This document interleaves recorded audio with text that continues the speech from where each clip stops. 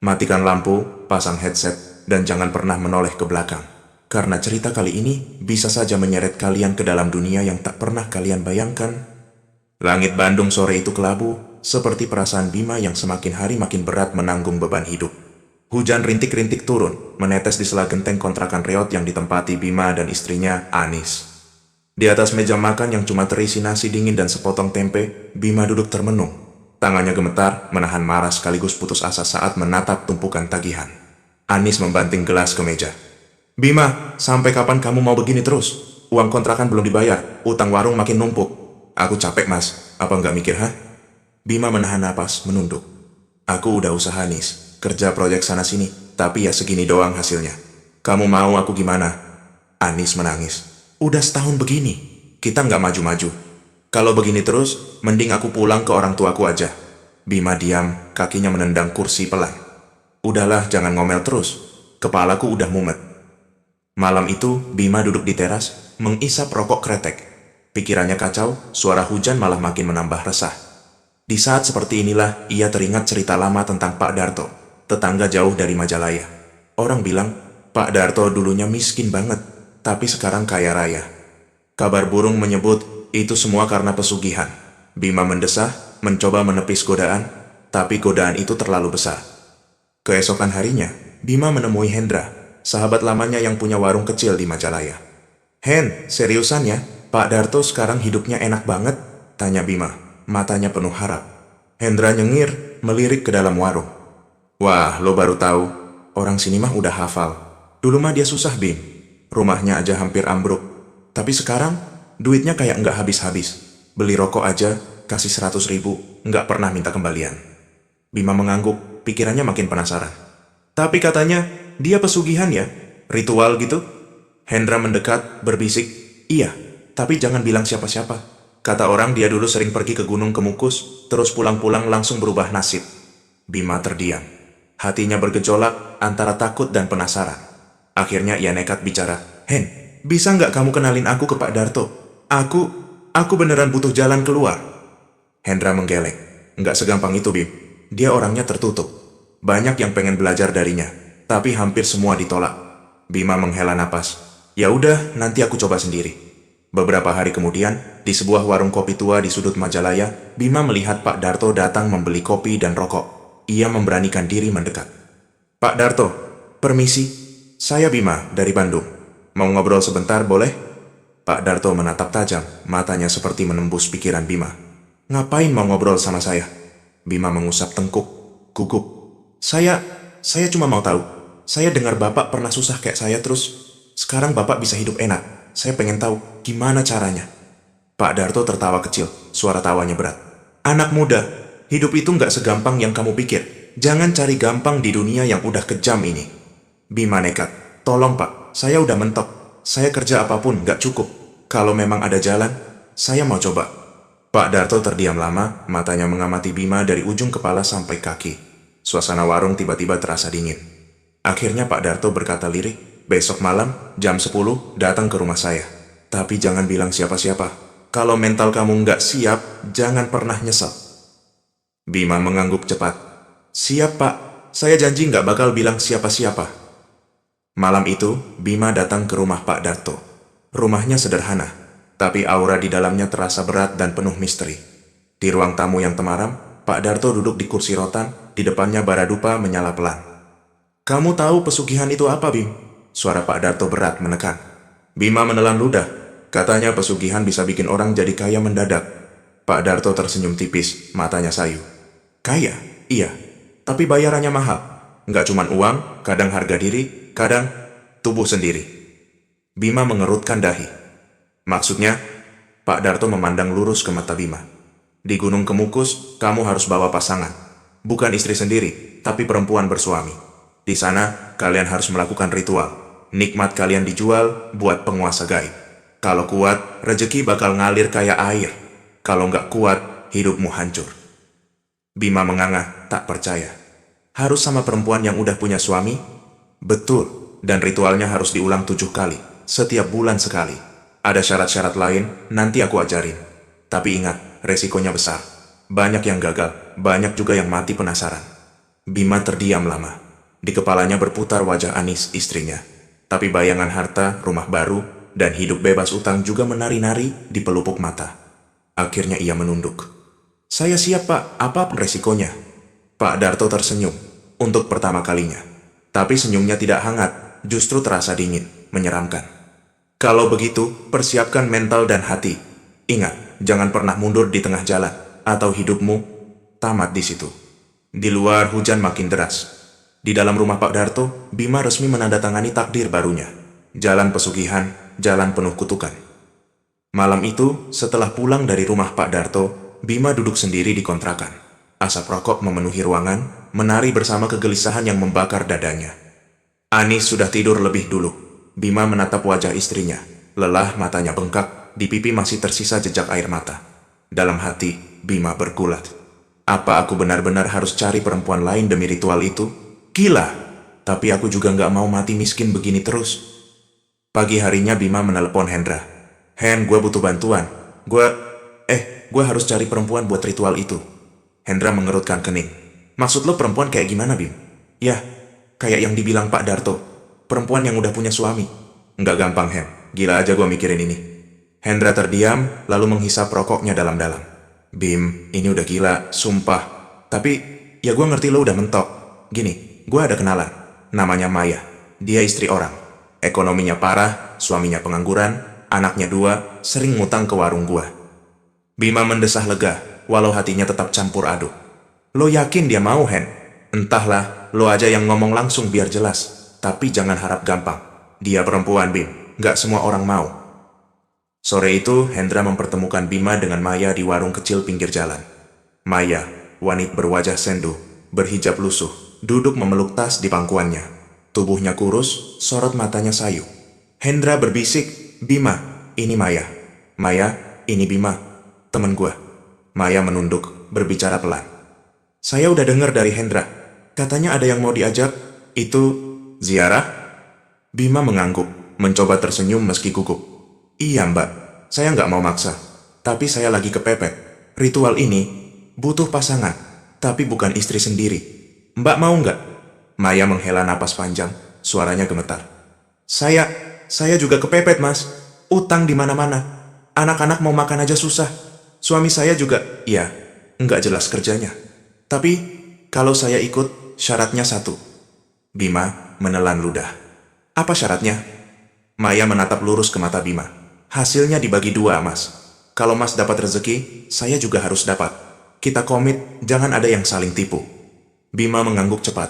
Siap, komit setengah-setengah. Maya menambahkan, satu lagi. Katanya ritual ini tentang perselingkuhan ya. Saya nggak mau kalau Mas nanti malah selingkuh sama yang lain. Udah cukup saya menodai diri, jangan sampai rusak sekalian. Bima menunduk, merasa bersalah. Saya janji, Mbak. Selama ritual, cuma sama Mbak. Saya nggak akan cari yang lain. Hendra, yang dari tadi diam, akhirnya buka suara. Kalian yakin kan? Ini bukan main-main. Kalau salah langkah, hidup lo bisa tambah hancur. Maya menahan air mata. Saya udah hancur, Hen. Kalau gagal ya sudah, tapi saya nggak sanggup hidup gini terus. Bima menarik napas panjang. Baik, Mbak Maya. Mulai bulan depan kita berangkat ke Kemukus. Ritualnya 7 kali, sebulan sekali.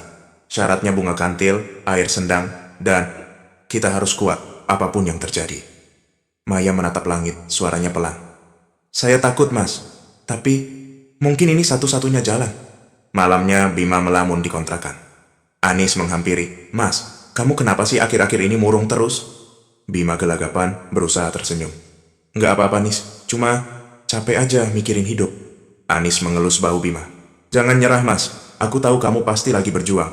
Tapi jangan cari jalan pintas aneh-aneh ya. Bima terdiam, dadanya sesak menahan rahasia. Keesokan harinya Bima menghubungi Pak Darto. Pak, saya udah dapat pasangan. Namanya Maya. Dia udah siap. Pak Darto menjawab singkat. Suaranya berat. Bagus. Persiapkan bunga kantil, air sendang, dan sesaji. Ingat, ritual dilakukan malam Jumat Kliwon. Jangan terlambat. Dan yang paling penting, jangan pernah ingkar komitmen. Kalau satu saja melanggar, semua bisa hancur. Kalian berdua bakal jadi tumbal sendiri. Bima menelan ludah. Saya paham, Pak. Kami siap. Pak Darto menghela napas. Nanti, sebelum berangkat, datang ke rumah saya dulu. Akan saya ajari semua syaratnya. Ingat, Bima. Jalan ini nggak ada mundur. Kalau kamu ragu, lebih baik berhenti sekarang. Bima mengangguk, walau tahu Pak Darto tak melihatnya. Siap Pak, saya akan jalani semua. Biar hidup ini nggak selamanya di bawah. Di balik purnama yang temaram, Bima merasa hidupnya benar-benar di persimpangan. Satu langkah lagi, jalan pulang sudah tertutup. Janji telah diucap, harga diri siap dikorbankan. Pagi itu udara Bandung terasa lebih berat dari biasanya. Bima berkemas diam-diam, jantungnya berdebar campur aduk antara harap, takut, dan rasa bersalah. Dari jendela kontrakan Anis memperhatikan suaminya. Mau kemana pagi-pagi begini mas? Tanya Anis, mencoba tersenyum meski matanya curiga. Kerja proyek nis, ada lemburan di luar kota, mungkin 2 malam.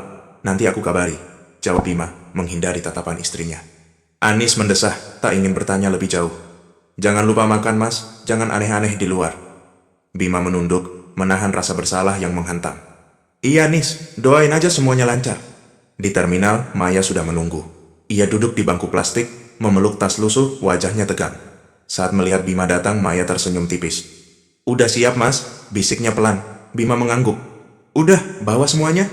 Maya mengangguk kecil, memperlihatkan bungkusan plastik berisi bunga kantil, dupa, dan sesaji sederhana. Ini semua sesuai syarat yang diajarin Pak Darto.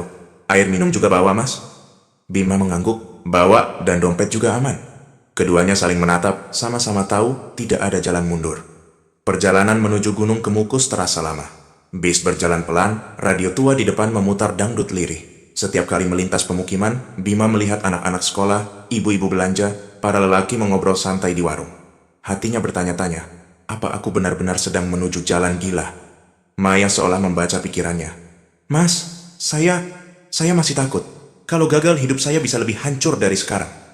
Bima menggenggam tangan Maya, dingin dan berkeringat. Kita komit mbak, kita udah sampai sini. Jangan takut, aku juga nekat kok. Maya tersenyum getir. Yang penting jangan tinggalin saya, Master, kita janji sama-sama. Sampai di kaki Gunung Kemukus, suasana sudah ramai. Di pinggir jalan, penjual bunga kantil dan dupa berserakan, menawarkan dagangannya ke setiap peziarah yang datang. Beli bunga mas, kantil asli, biar rezeki lancar, seru seorang ibu parubaya. Maya memilih seikat bunga, menyerahkan uang receh. Bima membayar, lalu berdua berjalan ke arah Sendang, melewati gerombolan orang-orang yang sibuk, wajah-wajah penuh harap dan kecemasan.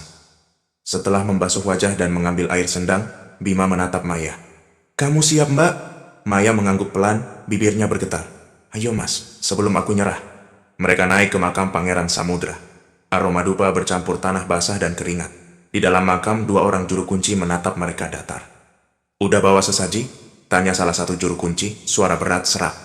Udah pak, jawab Bima sambil menunduk. Taruh di sini, baca niat masing-masing.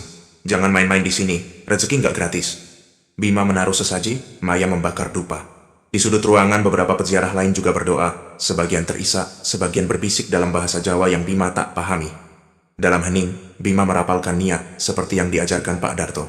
Ya Pangeran Samudra, Dewi Ontrowulan, nikmat kami malam ini kami jual kepada kalian. Balaslah dengan rezeki 7 lapis bumi, 7 lapis langit. Maya menutup mata, air mata mengalir diam-diam. Bima menggenggam tangan Maya lebih erat, menguatkan diri. Usai dari makam, mereka mencari kamar sewaan di deretan warung pinggir bukit. Seorang ibu pemilik warung memberi kunci, menatap mereka dengan tatapan paham. Semalam aja bu, kata Bima pelan. Semalam cukup, yang penting niatnya kuat, jawab ibu itu sambil tersenyum sinis. Di kamar sempit itu, aroma dupa masih melekat. Maya duduk di ranjang menatap lantai. Mas, kita benar-benar mau lakuin ini? Suara Maya bergetar, penuh malu dan ketakutan. Bima menelan ludah. Kita udah sampai sini mbak, kita lakukan demi keluarga, demi hidup yang lebih baik. Percaya sama aku. Maya mengangguk pelan. Janji mas, habis ini kita nggak berubah, kita tetap saling jaga. Bima mendekat, duduk di samping Maya. Aku janji. Malam semakin larut. Dupa dibakar, bunga kantil diletakkan di bawah bantal. Mereka mulai ritual, mengucapkan niat yang diajarkan. Saat tubuh bersentuhan, hawa aneh merambat di kulit mereka. Bukan hanya rasa bersalah, ada sensasi panas dingin, jantung berdebar, napas berat dan gairah yang tak pernah mereka rasakan sebelumnya. Di luar kamar, suara angin meraung pohon-pohon bergetar. Maya menangis perlahan. Maaf mas, saya nggak pernah segila ini. Bima memeluk Maya, mencoba menenangkan. Tapi makin lama, makin dalam mereka terjerat sensasi yang tak bisa dijelaskan. Selesai, keduanya terkulai lemas. Beberapa saat kemudian, seperti kerasukan, keinginan itu muncul lagi. Dan terjadi lagi, sampai tubuh mereka benar-benar lelah dan hampir tak sadarkan diri. Menjelang subuh, Maya menangis di sudut ranjang. Mas, apa dosa kita bakal diampuni? Bima tak menjawab, menatap langit-langit kamar yang gelap. Entahlah mbak, yang penting besok hidup kita berubah. Maya tersenyum pahit. Kalau nggak berubah mas, kalau ternyata cuma kutukan. Bima memejamkan mata, mendengar suara angin membawa bisikan entah dari mana. Kita udah terlanjur masuk mbak, nggak ada jalan pulang. Di luar, pagi mulai menyingsing. Mereka pulang tanpa berkata-kata, masing-masing tenggelam dalam pikiran dan penyesalan. Maya menggenggam tangan Bima erat di dalam bis. Mas, tolong jangan tinggalin saya. Kita bareng sampai akhir. Bima mengangguk pelan, meski dalam hati ia tahu, jalan yang mereka lalui kini tak lagi bisa kembali. Pagi di Bandung terasa lebih hangat dari biasanya. Bima bangun dengan tubuh letih, seolah sisa-sisa ritual di Kemukus masih menempel di tulang. Ia memandang wajah Maya yang tertidur di kursi bis, lalu mengalihkan pandangan keluar jendela, menahan gelisah. Ketika mereka turun di terminal, Maya berbicara pelan, matanya sembab. Mas, jangan bilang siapa-siapa ya. Saya malu kalau ketahuan keluarga. Bima mengangguk. Tenang mbak, kita komit, cuma kita berdua yang tahu. Mulai sekarang nggak ada lagi yang namanya saling tuduh atau saling ninggalin. Maya mengangguk lemah. Ia lalu pamit naik angkot, kembali ke rumahnya, membawa beban berat di pundak. Hari-hari berikutnya berjalan biasa saja. Bima kembali kerja serabutan.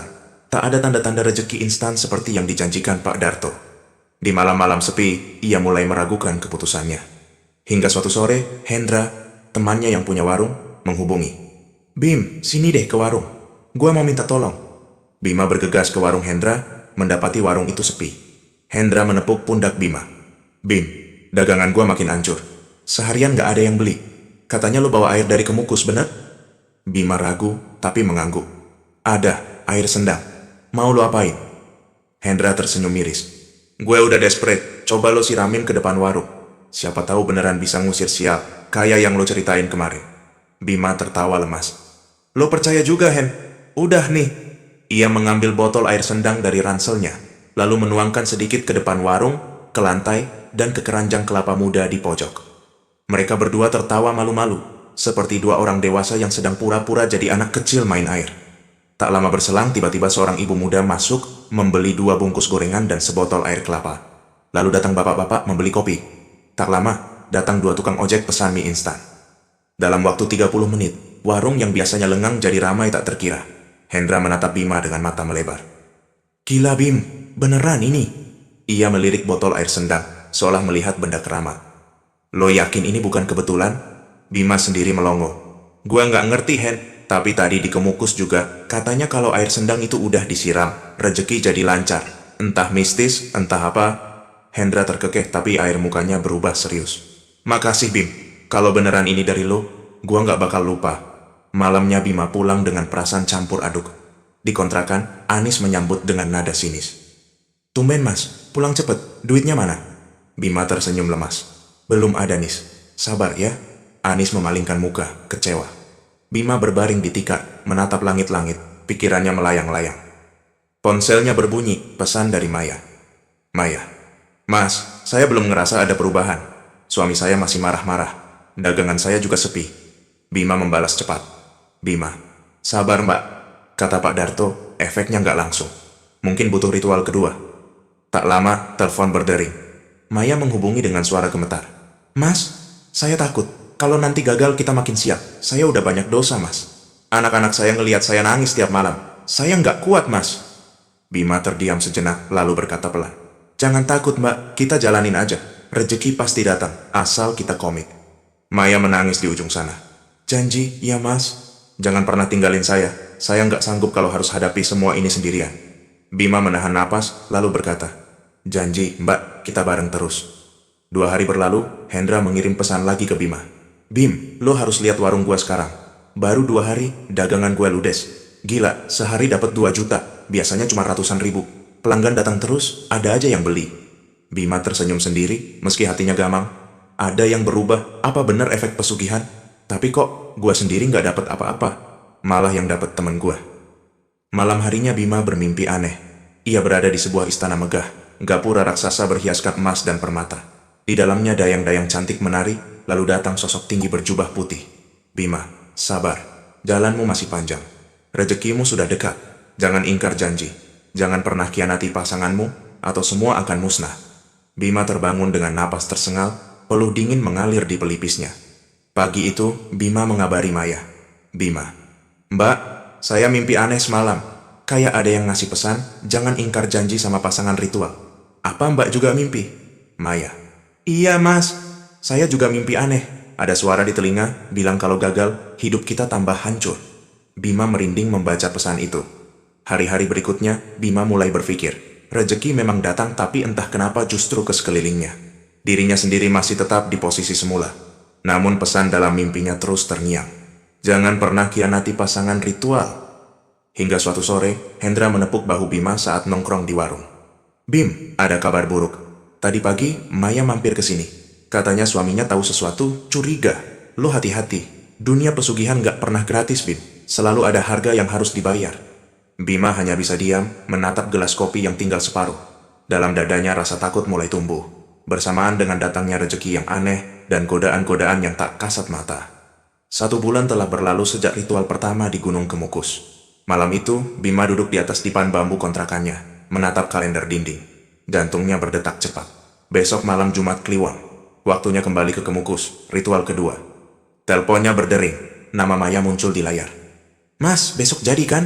Suara Maya pelan terdengar cemas. "Iya Mbak, kita berangkat seperti kemarin. Semua syarat udah siap? Udah, dupa, bunga kantil, air minum, sesaji, semuanya lengkap. Mas, saya makin takut. Kemarin habis ritual, suami saya makin curiga. Dia tanya-tanya terus, bahkan sampai geledah dompet saya." Bima menghela napas. "Tenang Mbak, kita harus hati-hati. Jangan sampai ketahuan. Kalau ketahuan, bisa hancur semua." Maya terdiam, hanya terdengar napas berat. "Tapi, Mas, setelah ritual pertama itu, saya sering mimpi aneh. Ada suara di telinga saya, bilang jangan ingkar janji, jangan cari pasangan lain. Mimpi itu bikin saya nggak tenang." Bima terdiam sejenak lalu berkata, "Saya juga Mbak, saya mimpi hal yang sama. Katanya kalau kita ingkar, semua bisa hancur. Kita harus komit, nggak boleh saling ninggalin." Maya mengangguk, walau Bima hanya bisa membayangkan anggukan itu dari seberang. "Baik Mas, saya percaya sama Mas." Pagi harinya, Bima berpamitan pada Anis dengan alasan kerja proyek di luar kota. Anis menatapnya tajam, seolah menembus kebohongan di balik wajah Bima. "Kerja lagi? Kok tiap bulan selalu pas malam Jumat Kliwon, Mas? Jangan-jangan kamu main perempuan di luar sana?" Bima terkesiap, gugup, lalu memaksa senyum. "Enggak, Nis, kerja lembur aja. Bos gue percaya sama gue. Lagian siapa juga yang mau sama aku begini?" Anis menghela napas, air matanya menggenang. "Aku cuma nggak mau kehilangan kamu, Mas. Aku capek begini terus." Bima memeluk istrinya sekilas, lalu pergi meninggalkan kontrakan dengan hati berat. "Maaf, Nis. Demi masa depan kita juga," bisiknya lirih. Di terminal, Maya sudah menunggu. Wajahnya lebih pucat dari biasanya, matanya sembab. "Suami kamu nggak curiga?" tanya Bima pelan. Maya menggeleng, meski air matanya nyaris jatuh. "Saya bilang ada arisan ibu-ibu, tapi hati saya nggak tenang, Mas." Bima mengusap lengan Maya. "Sabar Mbak, ini demi kita, demi keluarga juga." Perjalanan ke Kemukus terasa lebih berat dari sebelumnya. Maya lebih banyak diam, sesekali menangis pelan. Bima mencoba menghibur, meski hatinya juga digerogoti rasa bersalah. Sampai di kaki gunung, mereka mengulangi semua ritual. Membeli bunga kantil, membakar dupa, mengambil air sendang, dan menaruh sesaji di makam Pangeran Samudra. 2 juru kunci kembali menatap mereka penuh makna. "Udah tahu syaratnya kan? Jangan main-main sama pesugihan," bisik juru kunci sambil menerima amplop sedekah dari Bima. Mereka hanya mengangguk, lalu segera menuju kamar sewaan di deretan warung. Aroma dupa dan tanah basah menambah sunyi malam. Di kamar sempit itu, Maya menangis terisak. "Mas, saya takut. Takut banget." Rasanya makin lama makin berat. Bima duduk di samping Maya, menghapus air matanya. "Kalau Mbak nggak kuat, kita bisa berhenti." Maya menggeleng keras. "Jangan. Kalau kita berhenti di tengah jalan, nanti semua kutukan balik ke kita. Itu yang saya dengar di mimpi." Bima menahan napas. "Baik Mbak, kita jalani aja." Ritual dimulai lagi. Niat diucapkan, dupa menyala. Bunga kantil ditaruh di bawah bantal. Kali ini hawa panas aneh menyelimuti kamar. Tubuh Bima dan Maya seperti melayang, gairah mengalir tanpa kendali. Mereka bersetubuh lagi dan lagi, seperti didorong kekuatan gaib, lebih liar, lebih lama, lebih dalam dari sebelumnya. Di antara peluh dan pelukan, suara bisikan gaib makin jelas di telinga mereka. Di luar kamar, angin berputar kencang, ranting-ranting mengetuk jendela seperti mengetuk nurani. Selesai ritual, Maya terbaring lemas, menangis dalam diam. Mas, kenapa saya nggak ngerasa bahagia? Kenapa rasanya malah kayak dosa makin numpuk? Bima memeluk Maya erat. Saya juga nggak tahu mbak, tapi kita sudah di tengah jalan. Kita harus kuat. Satu langkah lagi, mundur berarti hancur. Pagi harinya mereka kembali ke Bandung dengan tubuh lelah dan hati kacau. Maya pamit turun lebih dulu. Sampai jumpa mas, jangan lupa, nanti kita kabari soal rezeki. Bima mengangguk, berusaha tersenyum. Iya mbak, sabar ya. 2 hari setelah pulang, Bima menerima pesan dari Maya. Maya, mas, dagangan saya mulai laku. Ada tetangga pesan catering, nggak biasanya. Tapi, suami saya jadi makin aneh, dia curiga terus. Bima membalas, Bima, alhamdulillah mbak. Kalau ada rezeki, jangan lupa bagi 2. Saya juga mulai dapat kerjaan kecil-kecilan lagi. Tak lama, Hendra mengirim pesan, warung gue makin rame, Bim. Setiap hari pelanggan numpuk, gue sampai bingung sendiri. Tapi, di balik pesan itu, Maya menghubungi lagi dengan suara panik. Mas, saya mimpi buruk tadi malam. Ada suara bilang, jangan selingkuh, jangan ingkar janji. Kalau tidak semua habis. Mas, saya takut. Saya nggak tahu sampai kapan saya kuat. Bima menghela napas panjang, menatap langit malam. Tenang mbak, kita jalani bareng-bareng. Ingat, ritual harus 7 kali. 1 saja batal, semuanya bisa musnah. Kita sudah basah, jangan berhenti berenang. Maya terisak. Mas, tolong jangan pernah ninggalin saya. Kita saling jagain ya. Bima mengangguk, walau Maya tak melihat. Iya mbak, saya janji. Kita saling jaga, sampai akhir. Namun, dalam hati Bima, ketakutan mulai tumbuh. Nikmat yang mereka jual memang mulai membuahkan rezeki, tapi setiap malam yang berlalu, dosa dan kutukan terasa semakin menjerat. Dan jalan pulang kini benar-benar sudah tertutup. Hujan deras mengguyur Bandung sore itu. Bima duduk di warung kopi dekat kontrakan, menatap layar ponsel yang terus berbunyi. Pesan pertama dari Maya. Maya, mas, catering saya makin rame. Ada pesanan sampai dari luar kompleks. Tapi aneh, setiap malam saya selalu mimpi dikejar bayangan hitam. Anak saya juga mulai sering demam. Bima mengetik balasan dengan jari gemetar. Bima, sabar mbak, itu mungkin efek ritual. Jangan lupa sedekah. Kalau ada rezeki, segera bagi 2 ya, biar lancar. Tak lama, Maya menelepon. Suaranya lirih, penuh kegelisahan. Mas, semalam saya mimpi buruk. Ada yang datang mukanya nggak kelihatan. Dia bilang, ingat janji, 1 saja ingkar, hancur semua. Saya ketakutan, bahkan suami saya jadi makin kasar. Dia maki-maki saya tadi pagi, bilang saya berubah. Saya takut, mas. Bima menarik napas panjang. Tenang, mbak, jangan sampai ketahuan. Kita jalani aja, semua ini pasti ada akhirnya. Jangan lupa 7 kali ritual, sisa 5 kali lagi. Maya menangis pelan di seberang sana. Saya makin takut, tapi kalau berhenti sekarang gimana, mas? Saya takut semua berantakan. Bima menggenggam ponsel erat. Mbak, kita udah jalan sejauh ini. Kalau berhenti justru bahaya. Kita harus kuat. Saya juga sering mimpi aneh. Kayak ada suara di kepala, jangan ingkar janji. Jangan berkhianat. Saya juga nggak tenang, mbak. Maya mengisak. Mas, saya nggak punya siapa-siapa lagi kecuali mas. Saya mohon, jangan pernah tinggalin saya.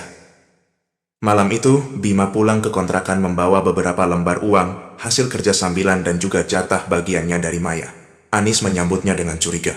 Dari mana aja, mas? Tumben bawa uang lebih. Bima mengelak. Lemburan project nis, ada bonus kecil, buat bayar utang buat belanja. Anis tetap menatapnya dengan mata merah. Jangan main perempuan di luar ya, aku tahu kamu akhir-akhir ini sering aneh. Bima menghela napas, menahan rasa bersalah. Jangan sudzon nis, aku cuma cari uang buat kita. Anis menunduk tapi air matanya tetap jatuh.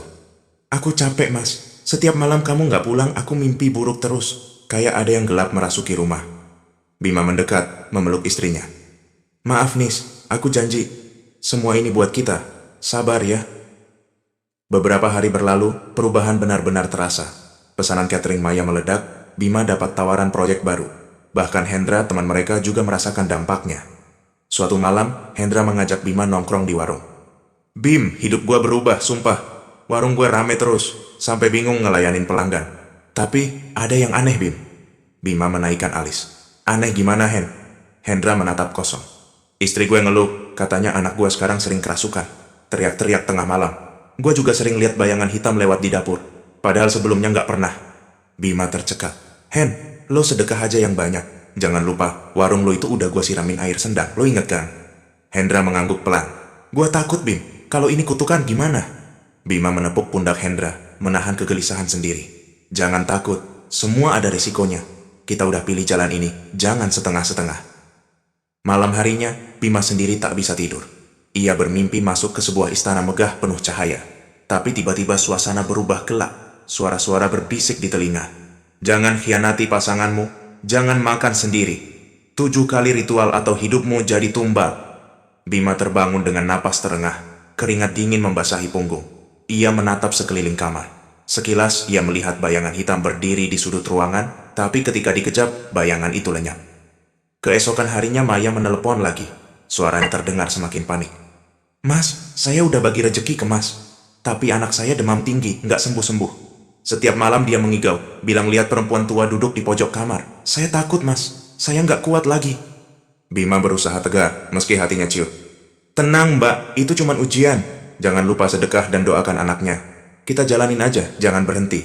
Sebentar lagi ritual ketiga ya. Maya menghela napas panjang, terdengar lemah. Iya, Mas. Saya akan bertahan. Tolong jangan tinggalin saya. Bima mengangguk, menatap bayangan wajahnya di cermin. Dalam hati ia bertanya-tanya. Sampai kapan kutukan ini akan berhenti? Atau memang ini harga dari setiap nikmat haram yang mereka ambil? Hari-hari selanjutnya, uang dan rejeki terus mengalir, tapi ketakutan, firasat buruk, dan gangguan-gangguan makin nyata. Dan di antara hujan yang turun malam-malam, Bima sadar. Harta memang datang, tapi kutukan perlahan mulai menjerat. Pagi itu langit Bandung muram, hujan menggantung seperti beban di dada Bima. Ia duduk sendiri di kontrakan, menatap amplop berisi uang yang belum sempat ia hitung. Bukan kebahagiaan yang ia rasakan, justru kekosongan yang perlahan menyesakan. Ponselnya bergetar, pesan dari Maya. Maya, Mas, besok ritual ketiga ya. Tapi saya ragu. Bima membalas cepat. Bima, ada apa Mbak? Jangan mundur sekarang.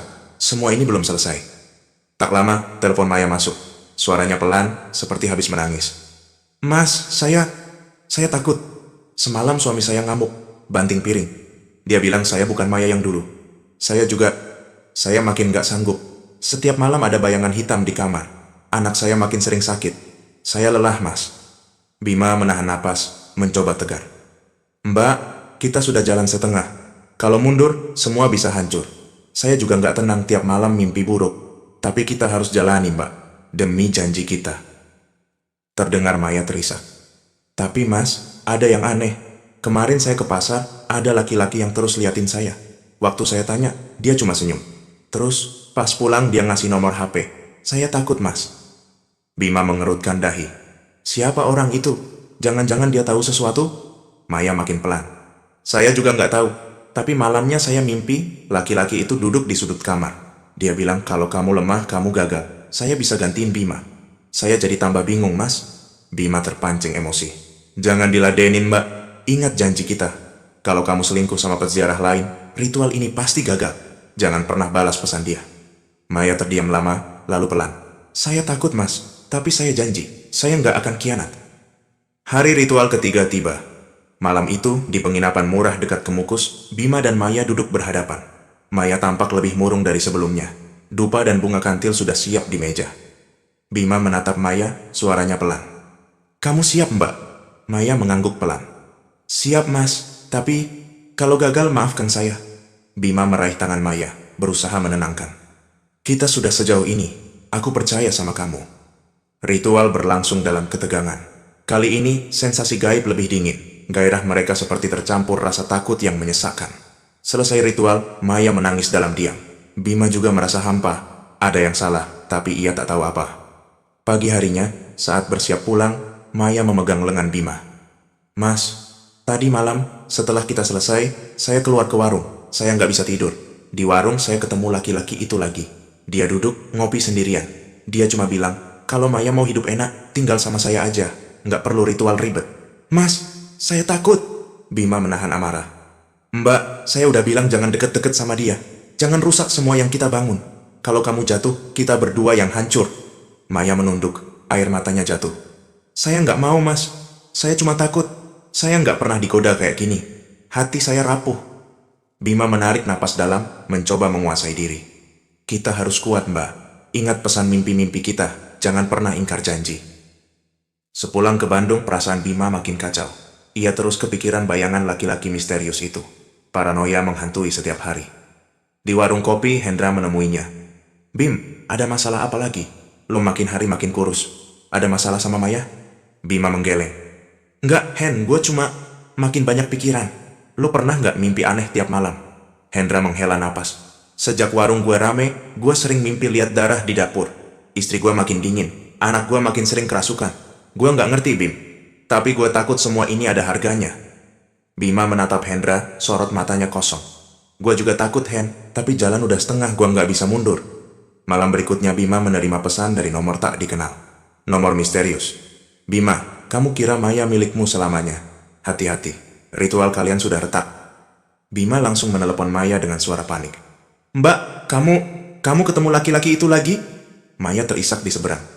Mas, dia ngikutin saya. Dia bilang bisa bantu kalau saya lelah sama ritual ini.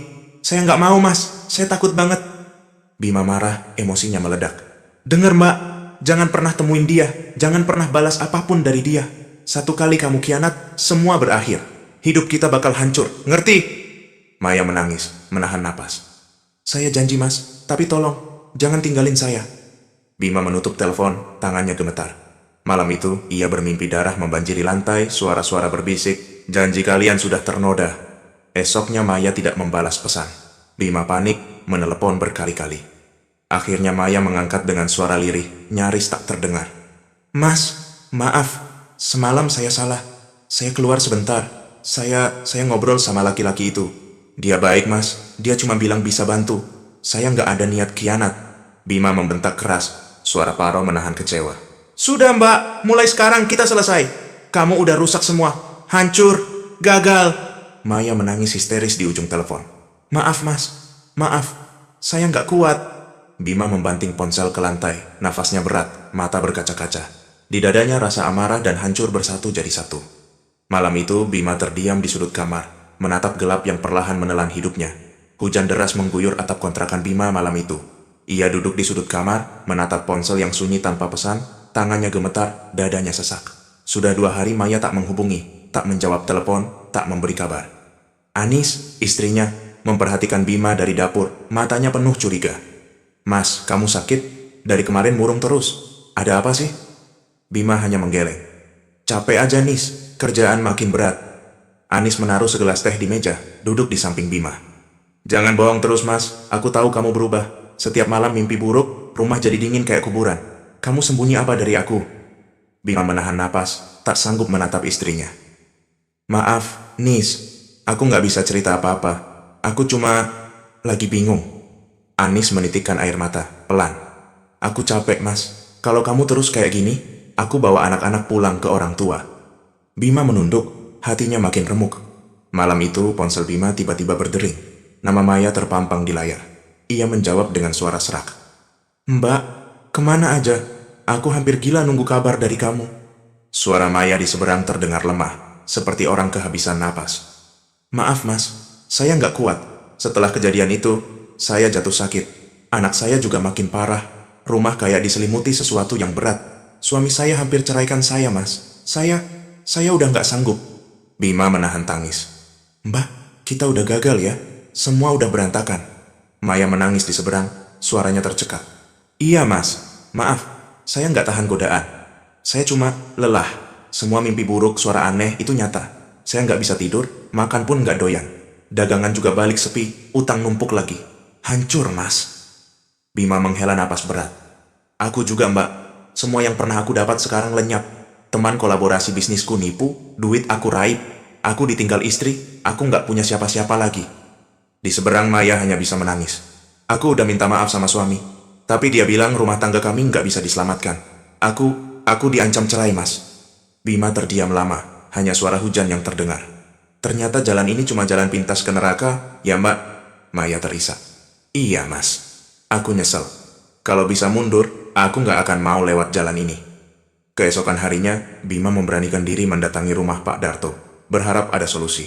Pak Darto duduk di teras, matanya sendu melihat Bima datang dengan wajah muram. Pak, saya gagal. Maya juga. Kita berantakan. Saya minta tolong, Pak. Gimana caranya supaya semua ini bisa balik seperti semula? Pak Darto menghela napas dalam. Bima, saya sudah bilang, pesugihan itu bukan cuma soal rejeki, tapi soal komitmen dan mental. Kalau kamu atau pasanganmu nggak kuat, ya beginilah akhirnya. Kalau gagal, nggak ada jalan pulang.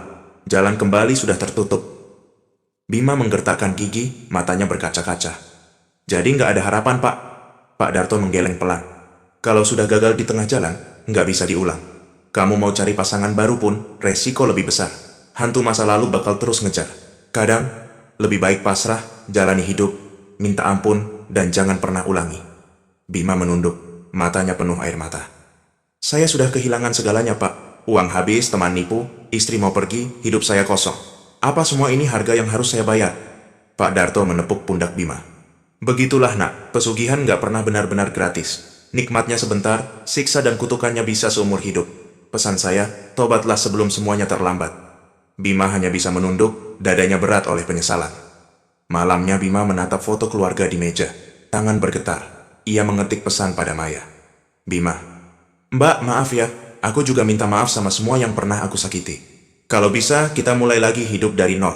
Biar kita bisa lega walau hidup miskin. Aku doakan kamu dan anak-anak selamat. Beberapa menit kemudian, Maya membalas. Maya, terima kasih mas. Saya juga minta maaf. Semoga Allah ampuni dosa-dosa kita. Kita ikhlaskan aja, ya. Hujan makin deras di luar. Bima berbaring, menutup wajah dengan bantal, menahan tangis yang tak bisa lagi ia bendung. Di luar sana, nasibnya telah berubah. Bukan jadi kaya, tapi jadi saksi bahwa pesugihan hanya menawarkan fata morgana. Malam itu, hujan masih turun deras. Suara air di selokan berpadu dengan detak jantung Bima yang kian gelisah. Di kamar sempit, ia gelisah, mata memerah, tak bisa tidur. Suara langkah kaki terdengar dari atap, seperti seseorang berjalan mondar-mandir di atas genteng. Bima bangun, memandang ke jendela. Hujan turun miring, diselingi angin kencang. Tiba-tiba terdengar suara lirih, seperti bisikan di telinga. Bima. Bima menoleh, mencari sumber suara. Tak ada siapa-siapa. Hanya bayangan dirinya sendiri di cermin kecil di sudut kamar. Tiba-tiba ponselnya bergetar, menampilkan pesan dari Maya. Maya, Mas, saya nggak bisa tidur. Semalam saya mimpi ada perempuan tua duduk di kaki ranjang. Dia bilang, jangan pernah kembali ke Kemukus. Kalau kau datang lagi, anak-anakmu jadi taruhannya. Jantung Bima berdegup kencang. Ia buru-buru membalas. Bima, aku juga nggak tenang, Mbak. Aku dengar bisikan aneh. Rumahku dingin, seperti ada yang ngawasin setiap sudut. Tiba-tiba, terdengar suara pintu diketuk. Anis masuk, wajahnya pucat. Mas, tadi aku lihat bayangan hitam lewat di dapur. Aku takut, Mas. Kenapa sih hidup kita jadi begini?